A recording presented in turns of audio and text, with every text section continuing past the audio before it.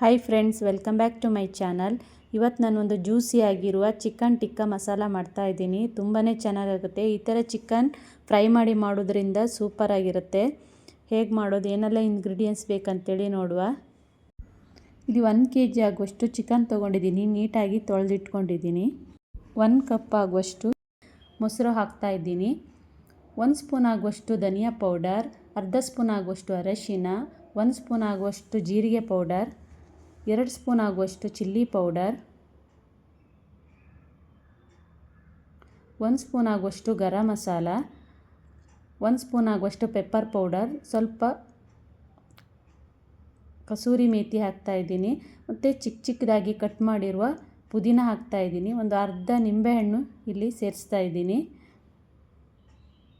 1 spoon ಆಗುವಷ್ಟು ಶುಂಠಿ ಬೆಳ್ಳುಳ್ಳಿ ಪೇಸ್ಟ್ ಮತ್ತು ರುಚಿಗೆ ತಕ್ಕಷ್ಟು ಉಪ್ಪು ಹಾಕಿ ಚೆನ್ನಾಗಿ ಮಿಕ್ಸ್ ಮಾಡಿ ಇದು ಒಂದು ಅರ್ಧ ಗಂಟೆ ಇಡಬೇಕು. ಎಲ್ಲ ಒಂದು ಸಲ ಮಿಕ್ಸ್ ಆಗಬೇಕಿದು. ಈಗ ಮಿಕ್ಸ್ ಮಾಡ್ಕೊಂಡು ಆಗಿದೆ. ಈಗ ಒಂದು ಕಡಾಯಿಗೆ ಸ್ವಲ್ಪ ಆಯಿಲ್ ಹಾಕ್ತಾಯಿದ್ದೀನಿ. ಈಗ ನಾವು ಚಿಕನ್ ಫ್ರೈ ಮಾಡ್ಕೋಬೇಕು. ಫಸ್ಟು ಒಂದು ಅರ್ಧ ಅಂಶ ಚಿಕನನ್ನು ಬೇಯಿಸ್ಕೋಬೇಕಿಲ್ಲಿ.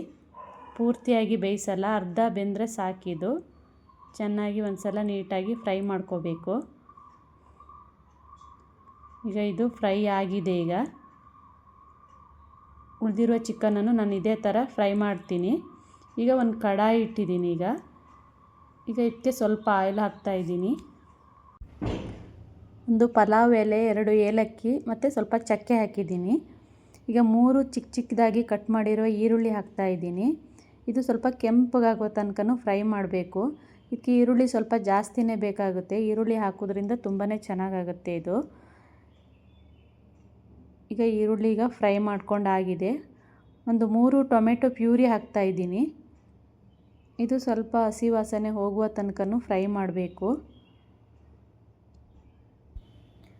ಈಗ 1 ಸ್ಪೂನ್ ಆಗುವಷ್ಟು ಚಿಲ್ಲಿ ಪೌಡರ್, 1 ಸ್ಪೂನ್ ಆಗುವಷ್ಟು ಧನಿಯಾ ಪೌಡರ್ ಮತ್ತು 1 ಸ್ಪೂನ್ ಆಗುವಷ್ಟು ಗರಂ ಮಸಾಲ, ಅರ್ಧ ಸ್ಪೂನ್ ಆಗುವಷ್ಟು ಅರಿಶಿನ ಹಾಕ್ತಾಯಿದ್ದೀನಿ. ಈಗ ಒಂದು ಸಲ ಎಲ್ಲ ಫ್ರೈ ಮಾಡಬೇಕಿದು. ಇದು ಎಣ್ಣೆ ಬಿಡುವ ತನಕ ಫ್ರೈ ಮಾಡ್ಕೋಬೇಕು. ಎಷ್ಟು ಫ್ರೈ ಮಾಡ್ತೀವೋ ಅಷ್ಟು ಚೆನ್ನಾಗಾಗುತ್ತೆ ಮಸಾಲ ಪದಾರ್ಥ. ಈಗ ಫ್ರೈ ಮಾಡ್ಕೊಂಡಿರುವ ಚಿಕನ್ ಇದಕ್ಕೆ ಸೇರಿಸ್ತಾ ಇದ್ದೀನಿ.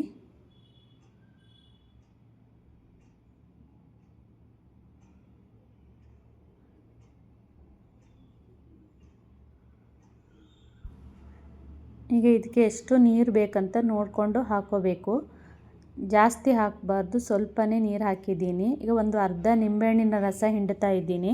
ರುಚಿಗೆ ತಕ್ಕಷ್ಟು ಉಪ್ಪು ಹಾಕ್ತಾಯಿದ್ದೀನಿ. 1 ಸ್ಪೂನ್ ಆಗುವಷ್ಟು ಇಲ್ಲಿ ಗರಂ ಮಸಾಲ ಹಾಕ್ತಾಯಿದ್ದೀನಿ. ಈ ಥರ ಮಾಡೋದ್ರಿಂದ ತುಂಬಾ ಚೆನ್ನಾಗಾಗುತ್ತೆ. ನೀವು ಒಂದ್ಸಲ ಇದೇ ಥರ ಟ್ರೈ ಮಾಡಿ ನೋಡಿ, ಸೂಪರಾಗಿರುತ್ತೆ ನೋಡಿ.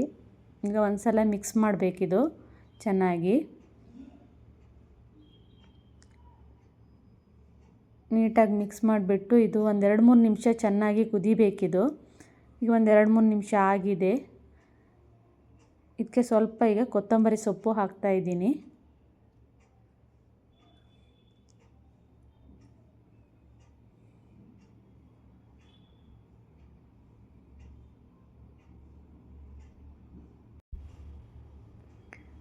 ಈ ಥರ ಮಸಾಲ ಮಾಡಿ ಹಾಕೋದ್ರಿಂದ ಚಿಕನ್ ಸ್ಮೆಲ್ಲು ತುಂಬ ಚೆನ್ನಾಗಾಗುತ್ತೆ ಇದು.